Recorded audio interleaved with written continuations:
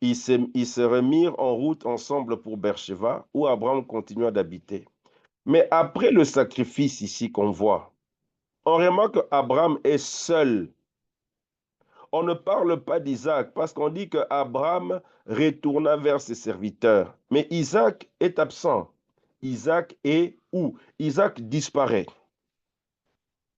Faites le constat avec moi. Dans le chapitre 22, on, vers la fin, on ne parle plus d'Isaac. Dans le chapitre 23, on ne parle pas d'Isaac. Vous voyez? N'oubliez pas qu'entre deux chapitres dans la Bible, ça pouvait prendre 20 ans, ça pouvait prendre 30 ans, même 40 ans, ça dépend. Donc, on arrive dans une situation où, après qu'Abraham soit descendu, il va vers ses serviteurs, Isaac, son nom disparaît. La question est de savoir, Isaac est où? Isaac n'est plus mentionné depuis le chapitre 22. Il va réapparaître au chapitre 24. Entre le chapitre 22 et 24, qu'est-ce qui s'est passé dans la vie de Isaac? Isaac est où? C'est là où maintenant nous devons sonder les Écritures.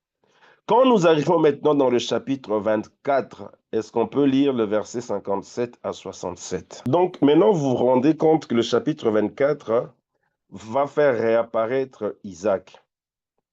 Au moment où Isaac va apparaître, regardez maintenant la stratégie divine et comment est-ce que le Seigneur travaille pour effectuer le choix du partenaire par rapport au service. N'oubliez pas que Isaac, c'est le fils dans lequel il y a la promesse. Donc, il est appelé déjà à servir Dieu. Vous savez que ici, Isaac est déjà, depuis le sein maternel, Isaac avait déjà été prédestiné pour servir Dieu. Parce que Dieu avait déjà donné la promesse à Abraham que sa descendance sera une descendance grande. Donc, dans sa lignée, il y avait déjà des gens qui devaient perpétuer la volonté de Dieu, c'est-à-dire ils devaient servir Dieu. Maintenant, pour que ce service puisse être réalisable, Isaac va disparaître pendant 2 chapitres. Donc, c'était un temps où le Saint-Esprit de Dieu était en train de le préparer. Était en train de le préparer pour lui donner la carrure appropriée par rapport à l'exercice de son ministère. Vous voyez ça? Alors, ceci nous montre dans le texte qu'on vient de lire, et je vais vous montrer ça par la suite. Il déclare que Isaac était revenu du puits de Lacaille Roy, où il habitait depuis dans le pays du Midi. Cela veut dire quoi? Pendant les 2 chapitres où Isaac n'était plus mentionné, Isaac habitait dans un endroit spécifique. Déjà, le mot puits veut dire tout simplement, Beersheba, ça veut dire puits de l'abondance. Donc, Isaac habitait dans un puits. Maintenant, le puits est le lieu où l'eau demeure. Le puits est l'image d'un réceptacle qui contient l'information, c'est-à-dire la parole de Dieu, la révélation de la parole.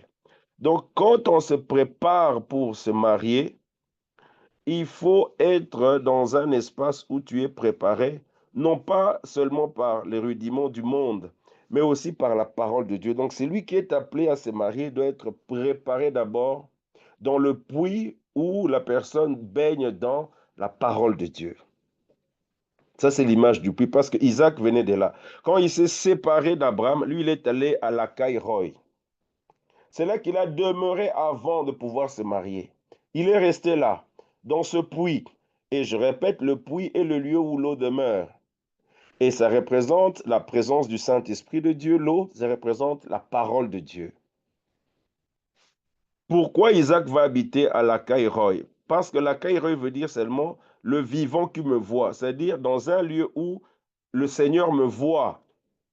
Donc, c'est quelqu'un qui s'était rendu disponible devant l'Éternel. Isaac va sortir du puits de Lacaïroï. Qu'est-ce que ça signifie?